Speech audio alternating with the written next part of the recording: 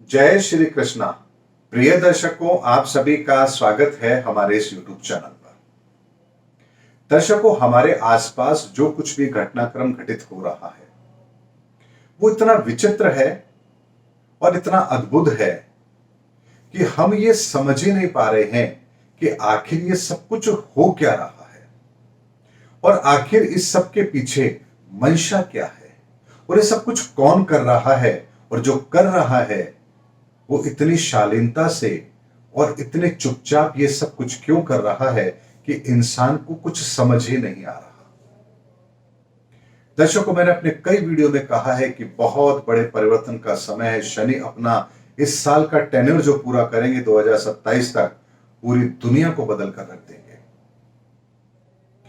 इतना कुछ उथल फुथल इस पूरे संसार में होगा कि जब 2027 में आप पिछले 7-8 साल का एक इतिहास उठाकर देखेंगे तो आपको शायद यकीन भी नहीं होगा कि इन 7 सालों के अंदर हम इतना बड़ा परिवर्तन देख चुके हैं। अब जरा एक बात समझते हैं, एक उदाहरण से समझते हैं। हाल ही के अंदर इस साल अमेरिका, यूरोप, चाइना, इन जगहों पर सूखा पड़ा है, बारिश नहीं हो पा रही है। खाद्यान्न का बहुत बड़ा संकट आने वाले समय में इन देशों के अंदर आने वाला है। अब आप देखिए कि एक संपन्न राष्ट्र सब कुछ कर सकता है लेकिन फैक्ट्री में अनाज पैदा नहीं कर सकता। वो डॉलर से सब कुछ खरीद सकता है लेकिन भूख मिटाने का साधन तो उसे प्रकृति से ही चाहिए। आप डॉलर से, हीरे जवाहरात से, सोने चांदी से पेट नहीं भर सकते। आपको पेट भरने के लिए अनाज चाहिए तो चाहिए। यानी कुदरत कितना बड़ा कहर ढाने को तैयार हो रही है कि विश्व के इतने बड़े देशों के सामने यदि खाद्यान्न संकट पैदा हुआ सूखे के कारण से, तो आप सोचिए स्थिति क्या होगी। अब उसके विपरीत इसी संसार के एक भूभाग के अंदर यानी भारत के अंदर इस साल वर्षा अच्छी हो रही है। राजस्थान की मैं बात करूं तो पिछले 70 सालों से जितनी वर्षा हुई है उसका रिकॉर्ड इस बार टूटा है बारिश का। इतनी अच्छी बारिश राजस्थान में हुई है। यानी भारत के अधिकांश हिस्सों में बारिश अच्छी हुई है। तो इसका असर क्या होगा?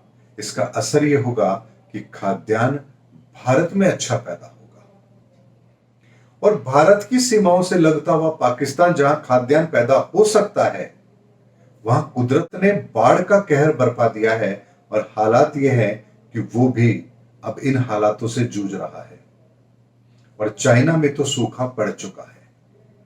अब इस घटनाक्रम को जरा कुदरत के करिश्मे के तौर पर देखिए कि जिनके पास संपन्नता है, पैसा है, उनको वो उस जगह पर कमजोर कर रहा है जहां उनके पास इससे लड़ने का कोई साधन नहीं है। अर्थात आप अगर भूखे मर रहे हैं तो आपको खाने के लिए हाथ तो फैलाने पड़ेंगे दुनिया के सामने, बेशक चाहे आपकी तिजोरी में कितना ही धन भरा पड़ा हो। दूसरी तरफ जिस जगह पर कुदरत कृपा कर रही है, वहां के साथ के लगते हुए और देशों के अंदर कहीं सूखा और कहीं बाढ़। अब परिस्थिति का अवलोकन कीजिए, आपको बहुत ही विचित्र परिस्थितियां नजर आएंगी। और अगर भारत ने विश्व विजेता बनना है, भारत ने विश्व गुरु बनना है, भारत ने आने वाले समय में विश्व का नेतृत्व करना है, तो उसके पास शक्ति क्या होगी? हमारे पास धर्म होगा, हमारे पास आध्यात्म होगा, हमारे पास खाद्यान्न होगा, हमारे पास मनोबल होगा, हमारे पास सकारात्मक सोच होगी। अब देखिए कुदरत किस तरह से परिवर्तन कर रही है। यानी जिस जगह भारत को मजबूत होना चाहिए, हमारे हर उस संसाधन के अंदर वो वृद्धि कर रही है। हम 5वें नंबर की विश्व की सबसे बढ़ती हुई तेज इकोनॉमी बनते जा रहे हैं। जहां दुनिया में मंदी आ रही है, हमारी इकोनॉमी एक पैरेलल बढ़ती चली जा रही है। जहां दुनिया में खाद्यान्न संकट आने वाले समय में आने वाला है, हमारी स्थिति उनसे बेहतर होने वाली है। हमारे पड़ोसी देश जो हमसे इस चीज में मुकाबला कर सकते थे, वहां कहीं सूखा और कहीं बाढ़ है। अब आप इसका अंदाजा लगाइए कि कुदरत चुपचाप कितने बड़े परिवर्तन के लिए इस दुनिया को तैयार कर रही है, किसे शक्ति दे रही है और किसे शक्ति विहीन कर रही है। इसका अंदाजा आपको इस एनालिसिस से जरूर हो गया होगा। लेकिन लोगों को अभी भी इस चीज का एहसास बिल्कुल भी नहीं है। और क्यों नहीं है? क्योंकि धीरे धीरे धीरे धीरे एक एक करके ये सब चीजें घटित हो रही हैं और इंसान केवल अंदाजा लगा रहा है, अनुमान लगा रहा है, स्थितियों का अवलोकन कर रहा है। एक स्थिति का अवलोकन करता है, दूसरे किसी क्षेत्र से परिस्थितियां बिगड़ना शुरू हो जाती हैं। एक तरफ अभी सैन्य कार्रवाइयां चल रही थी, अभी नया खाद्यान्न संकट। खाद्यान्न संकट से निपटेंगे, प्राकृतिक आपदाएं, प्राकृतिक आपदाओं से निपटेंगे, फिर कुछ और। यानी हर तरफ प्रकृति पूरी तरह से इस दुनिया को बदलने के लिए तैयार है और यह संसार न जाने कौन सा नशा करके मदहोश है।